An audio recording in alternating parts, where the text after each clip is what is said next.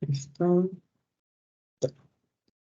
¿Qué tal? Buenos días. Soy José San Maldonado Saldívar y tengo que hacer el video remedial sobre anatomía humana. El tema que yo elegí fue maxilar inferior. Soy del grupo 04.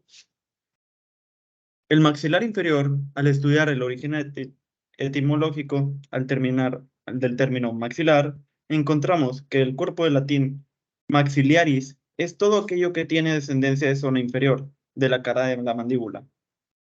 Pero es actualmente que la palabra maxilar es usada detalladamente para hablar de los huesos que forma la estructura ósea de la cavidad oral.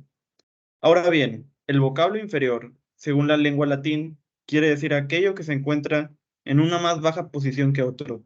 Es decir, que el maxilar inferior es el elemento óseo del rostro que se ubica más abajo con respecto a los otros. Además de los huesillos del oído medio, el maxilar inferior es el único hueso móvil de todo el cráneo. No se articula con los huesos adyacentes. El cráneo, por medio de suturas, sino por medio de de la articulación sinovial, denominada temporomandibular. Las características únicas de esta articulación le permiten a la mandíbula mantenerse fija al cráneo, mientras que al mismo tiempo es capaz de realizar varios movimientos de rotación y traslación que nos permite masticar, hablar y relacionar otras actividades. La mandíbula consta del cuerpo y de la rama.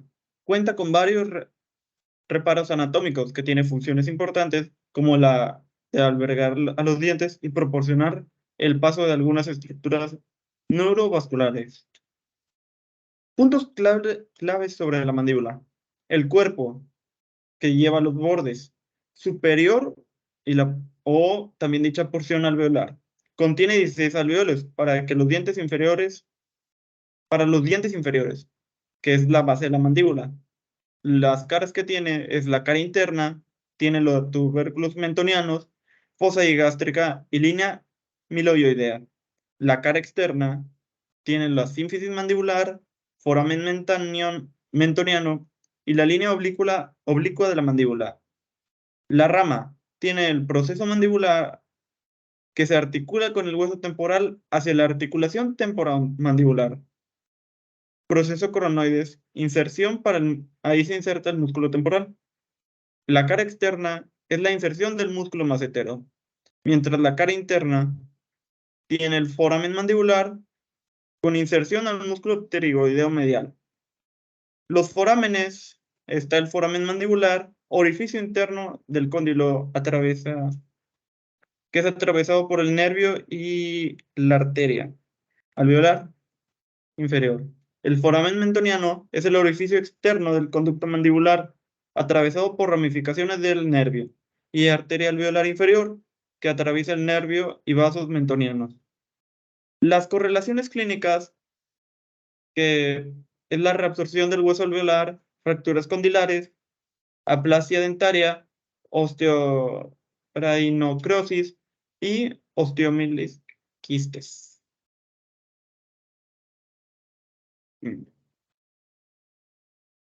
La anatomía. La mandíbula o hueso mandibular, antiguamente llamada maxilar inferior, es un hueso simétrico que tiene forma de herradura, además de estar unida al cráneo por medio de la articulación temporomandibular, la TM. La mandíbula también se mantiene en posición gracias a los músculos de masticación. Estos músculos no son solo estabilidad de la mandíbula contra el cráneo, sino también le dan movimiento para ejecutar acciones propias de ella, como morder, masticar, hablar entre otras. El cuerpo. El cuerpo de la mandíbula es la porción horizontal con forma de herradura. Consta de dos partes. La porción alveolar sostiene los dientes por medio de un mecanismo de unión, conocido por gónfosis. Esta es la porción superior del cuerpo y consta de dos láminas óseas, incluyendo una porción bucal gruesa y una fina porción lingual, que se mantienen juntas mediante el hueso esponjoso y los tabiques interalveolares, que forman varios alveolos. Las eminencias alveolares son elevaciones óseas formadas del lado externo del cuerpo por las raíces de los incisivos, caninos y premolares. Cada lado de la mandíbula contiene 5 dientes temporales y 8 de 7 a 8 dientes permanentes, dependiendo de si forman o no erupcionan los terceros molares, que serían las muelas del juicio. La base de la porción inferior del cuerpo de la mandíbula, su capa externa es la más... está compuesta por tejido óseo, compacto en el que varios músculos se insertan. Es posible distinguir varios reparos anatómicos de sus caras. En la cara externa, sínfisis mandibular. En la cara externa tenemos la sínfisis mandibular, tejido fibroso de la línea media del cuerpo mandibular que se osifica alrededor del primer año de vida, uniendo así ambas mitades originales de la mandíbula, que forman adulta simétrica del hueso. La protuberancia mentoniana, prominencia anterior media del cuerpo mandibular. Tubérculo mentoniano, prominencia ósea a cada lado de la protuberancia mentoniana. También está la línea oblicuo-media, una cresta que se extiende desde la rama al cuerpo de la mandíbula. Da inserción al músculo depresor del ángulo de la boca. El foramen mentoniano, foramen localizado inferior al segundo premolar, que da el paso al nervio y vasos mentonianos. La cara interna tiene las siguientes características. La fosa digástrica, depresión pareada, ¿sí? Poco profunda que da inserción al músculo digástrico. Espinas mentonianas, superior e inferior, que tienen las eminencias óseas pareadas que dan origen a los músculos geniogloso y genioideo, respectivamente. Fosa sublingual y submandibular. Reparos anatómicos superficiales que alojan a las glándulas sublingual y submandibular. La línea miloidea, cresta oblicua que da lugar a los músculos miloideos. La rama es la porción vertical de la mandíbula, el punto donde se encuentran con el cuerpo y es llamado ángulo de la mandíbula o ángulo gonoidal. El ángulo puede oscilar de 110 a 130 grados y puede variar entre edad, sexo y etnia. Generalmente está avertido en el sexo masculino e invertido en el sexo femenino. El externo superior de la rama está dividido por dos procesos, el proceso coronoides y el proceso condiliar. La incisura entre los dos procesos es llamada incisura mandibular y es cruzado por el nervio y los vasos masseterinos. El proceso coronoides y su continuación llamada cresta temporal sirve como punto de inserción para el músculo temporal. El proceso condiliar contiene la cara articular, el cóndilo, por medio de la cual la mandíbula se articula con la fosa mandibular y el tubérculo articular del hueso temporal para formar la ATM. Además de estos reparos anatómicos, la rama de la mandíbula presenta varias estructuras importantes. En el aspecto lateral tenemos un único reparo, la tuberosidad mesenterina, que es una superficie rugosa para la inserción del músculo macetero. El aspecto medial, ahí encontramos la tuberosidad pterigoidea, que es el área rugosa que sirve como punto de inserción para el músculo pterigoideo medial. El foramen mandibular, el inicio del conducto mandibular que contiene el nervio alveolar inferior y sus ramos. El surco miloideo, un pequeño surco que ah,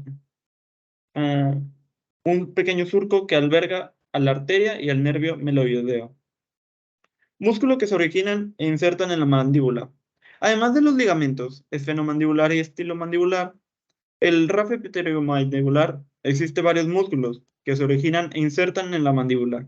Entre los que se originan aquí se encuentran músculos de la expresión facial, como el músculo buccinador o mentoniano, o los músculos supraioideos.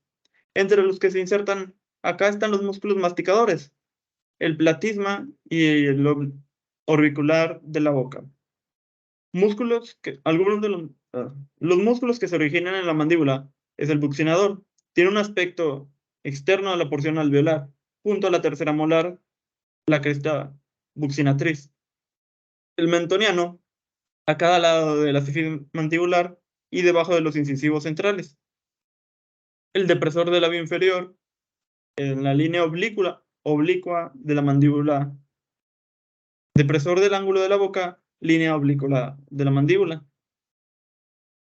Vientre anterior del músculo digástrico, la fosa digástrica. El geniogloso espina El genio tiene la espina mentoniana superior, el genioideo, la espina mentoniana inferior, y para concluir con ellos es el miloioideo, que tiene la línea miloioide.